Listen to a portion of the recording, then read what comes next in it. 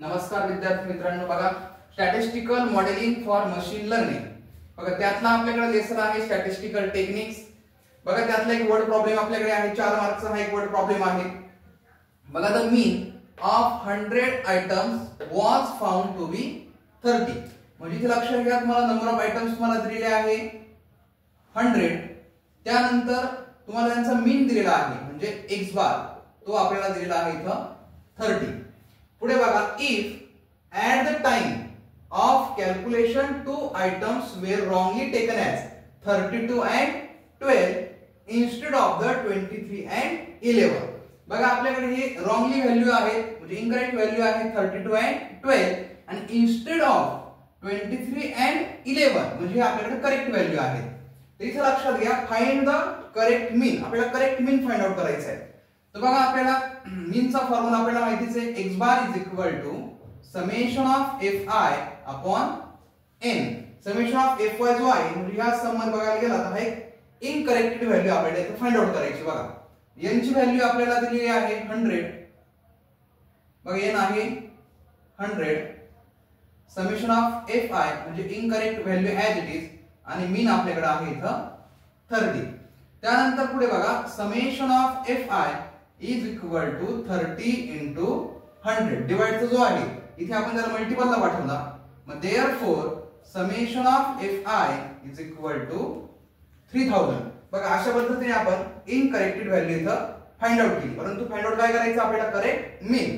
तर फक्त ही व्हॅल्यू आपल्याकडे आली आहे इनकरेक्टेड value.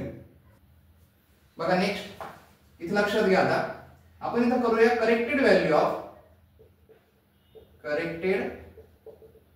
Of xi is equal to, इथं लक्षात घ्या, incorrect value of xi minus, लक्षात घ्या formula, corrected value of xi is equal to incorrected value of xi minus आपल्याला दोन व्हॅल्यू त्यांनी दिलेले, लक्षात घ्या 32 आणि 12. त्या 32 आणि 12 मध्ये लक्षात घ्या इथं सम ऑफ इनकरेक्ट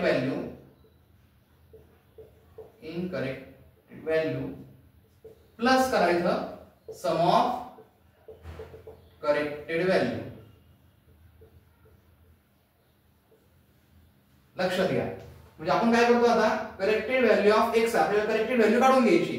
तर त्याचा एक फॉर्म्युला आपण बनवला, is equal to incorrected value of xi. Incorrected value बघा आपण इथे काढलेलीच ऑलरेडी ती लक्षात. त्यानंतर बघा सम ऑफ इनकरेक्ट व्हॅल्यू बघा इथे आपल्याला दिसते 32 आणि 12. बघा हे आपल्याकडे इनकरेक्ट आहे आणि plus sum of corrected value. बघा करेक्ट व्हॅल्यू आपल्याला त्यांनी दिलेली आहे 23 आणि 11. तर बघा आपण करेक्टेड व्हॅल्यू ऑफ xi आपल्याला काढायचं आहे. तर इनकरेक्ट व्हॅल्यू बघा आपल्याकडे आलेली आहे 3000 मायनस, बघा ब्रॅकेट मध्ये sum of incorrect value, sum बघा 32 प्लस 12, त्यानंतर plus sum of correct value बघा 23 and 11.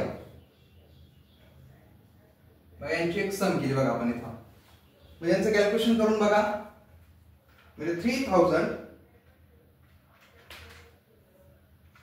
मायनस ब्रॅकेट मध्ये त्यांची सम करा 32 प्लस 12, या इनकरेक्ट व्हॅल्यू आपण मायनस केल्या प्लस करेक्ट व्हॅल्यू त्याच्यामध्ये ऍड करा 23 plus 11.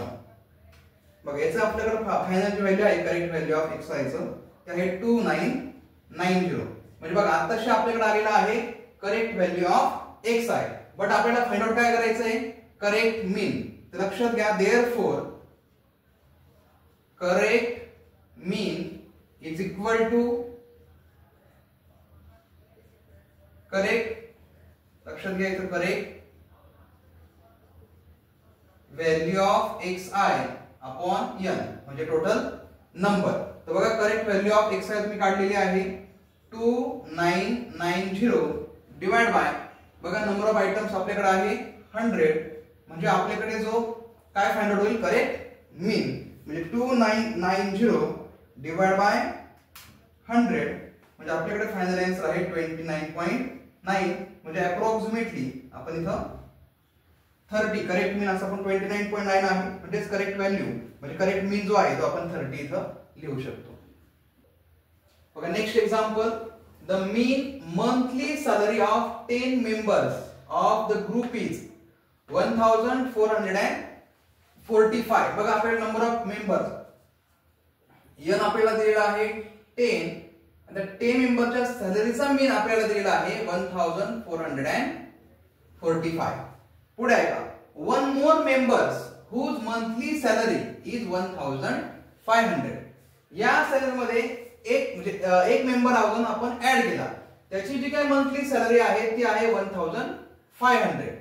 The join the group, find the mean monthly salary of 11 members of the group. तर आपल्याला 11th मेंबरचा सॅलरीचा आपल्याला मीन काढायचा आहे. तर लक्षात घ्या, मीनचा आपल्याकडे फॉर्म्युला आहे x bar is equal to summation of fi upon n. बघा इथं 1445 is equal to summation of f upon 10. बघा summation of f is equal to 1445 into 10. म्हणजे आपल्याकडे जो 10 मेंबर आहे त्यांची सॅलरी निघणार आहे पूर्ण टोटली 14,450. ही जी व्हॅल्यू आपल्याकडे निघाली आहे ती आहे टोटल 10 मेंबरची सॅलरी आहे. लक्षात घ्या, ही जी सॅलरी आपण काढली टोटली 10 मेंबरची.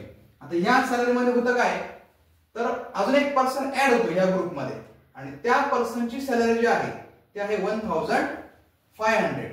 लक्षात घ्या, 10 पर्सन्स मंथली सॅलरी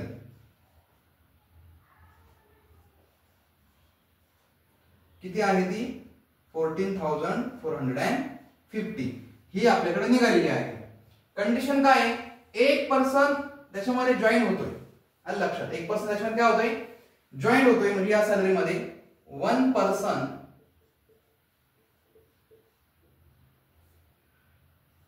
ऍडेड. बघा एक पर्सन काय आला, ऍड झाला ह्या सॅलरी मध्ये. म्हणजे 14,450 प्लस 1,500. बघा म्हणजे टोटल आपण काय करू, टोटल 11 पर्सन्स सॅलरी.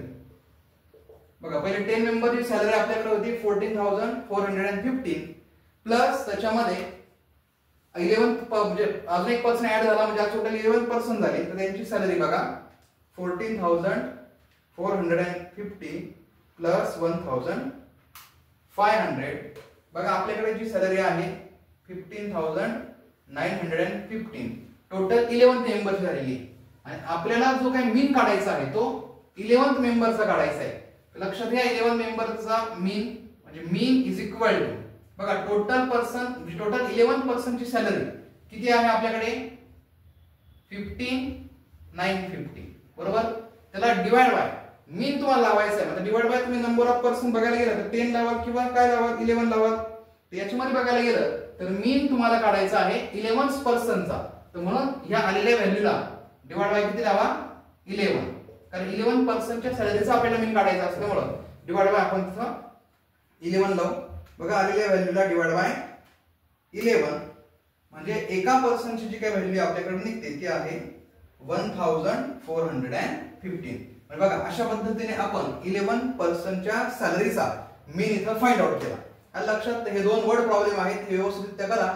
एक्झामला हे दोघींपैकी एक तरी एक्झाम्पल इथं तुम्हाला येईलच.